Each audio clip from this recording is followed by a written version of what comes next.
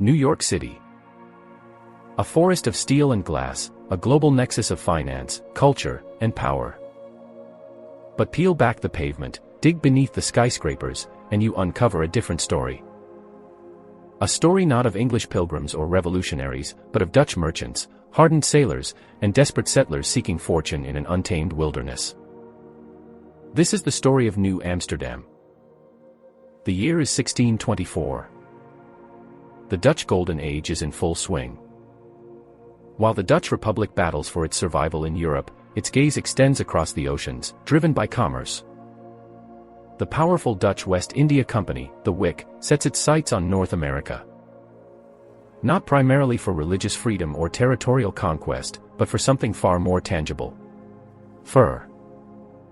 Beaver pelts, highly prized in Europe for felt hats, were abundant in the Hudson River Valley, explored years earlier by Henry Hudson sailing for the Dutch. The first settlers weren't families seeking refuge, but company employees. 30 families, mostly French-speaking Walloons, arrived aboard the Nederland.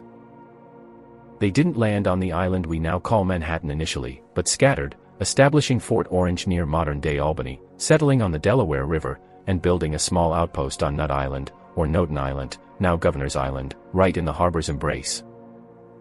Their mission: establish trading posts and secure the lucrative fur trade with the native populations. Manhattan itself, called Mannahatta by the local Lenape people, meaning Island of Many Hills, was initially considered less strategic. But in 1626, the newly appointed Director General, Peter Minuit, made a decision that would echo through history. He purchased Manhattan Island from the Lenape. The price? Goods worth 60 guilders. A legendary bargain, often portrayed as a swindle. But the reality is shrouded in complexity. Did the Lenape understand the European concept of exclusive land ownership? Or did they believe they were agreeing to share the land, granting usage rights in exchange for gifts, as was common in their culture? This fundamental misunderstanding, or perhaps deliberate exploitation, planted seeds of future conflict. The true nature of that transaction remains a mystery debated by historians. New Amsterdam began to take shape on the southern tip of Manhattan. It wasn't the orderly, pious settlement imagined in some colonial tales. It was a rough and tumble port town, a company town focused on profit.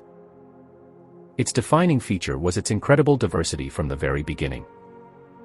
Walloons, Huguenots, Germans, Scandinavians, English, and importantly, Africans, some brought forcibly as enslaved labor by the WIC, others arriving as free or semi-free individuals seeking opportunity. By the 1640s, it was said you could hear 18 different languages spoken in the streets of New Amsterdam.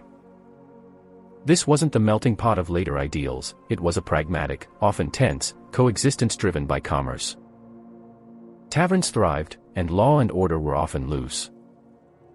The relationship with the indigenous peoples, primarily the Lenape tribes, was the lifeblood of the colony, yet fraught with tension and misunderstanding. The Dutch depended on them for the fur trade, exchanging European tools, cloth, and weapons for pelts. But expansion, differing views on land use, and incidents of violence created friction.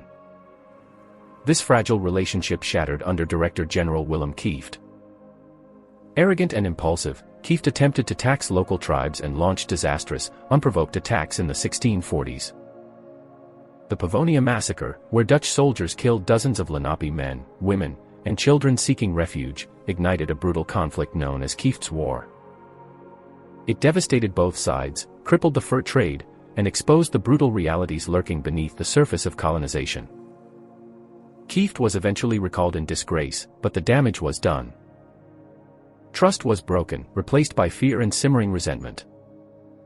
Understanding the day-to-day interactions, the alliances formed and broken, the personal stories across the cultural divide, much of this remains elusive, hidden in biased records or lost to time. In 1647, a new Director General arrived. Peter Stuyvesant. Stern, autocratic, devoutly Calvinist, and sporting a peg leg adorned with silver nails, Stuyvesant was determined to impose order. He cracked down on smuggling, regulated taverns, and attempted to enforce religious uniformity, persecuting Lutherans, Quakers, and particularly the small group of Jewish refugees who arrived in 1654 seeking asylum from Brazil. Stuyvesant represented the Whigs' interests, often clashing with the increasingly vocal burghers, the colonists demanding more self-governance and representation, similar to the rights enjoyed back in the Dutch Republic. The internal politics of New Amsterdam were a constant tug-of-war between company control, colonial ambition, and the diverse population's competing interests, a power struggle whose nuances are not fully captured in official histories. Despite Stuyvesant's efforts, the colony remained vulnerable. Its defenses were neglected, its population diverse but not always loyal to the Whigs' often heavy-handed rule. When 4 English warships sailed into the harbor in August 1664, demanding surrender, the end came swiftly, almost anticlimactically. Charles II of England had granted the territory to his brother, James, Duke of York. Stuyvesant raged and vowed to resist, but the people of New Amsterdam, weary of Whig rule and facing overwhelming force, refused to fight. With little bloodshed, the Dutch flag was lowered, and New Amsterdam became New York. The Dutch chapter lasted only 4 decades, a brief moment in the island's long history. Yet, its legacy endures. In the street names, Bowery, Boweridge, Harlem, Harlem, Brooklyn. In the city's inherent diversity and commercial spirit. But the full story, particularly the complex and often tragic interactions with the Lenape, and the intricate power plays within the bustling, multilingual colony itself, contains layers of mystery. New Amsterdam wasn't just a prelude to New York, it was a unique, turbulent world of its own, built on commerce, conflict, and cultures colliding on the shores of Manhattan. A world whose echoes still resonate beneath the modern metropolis.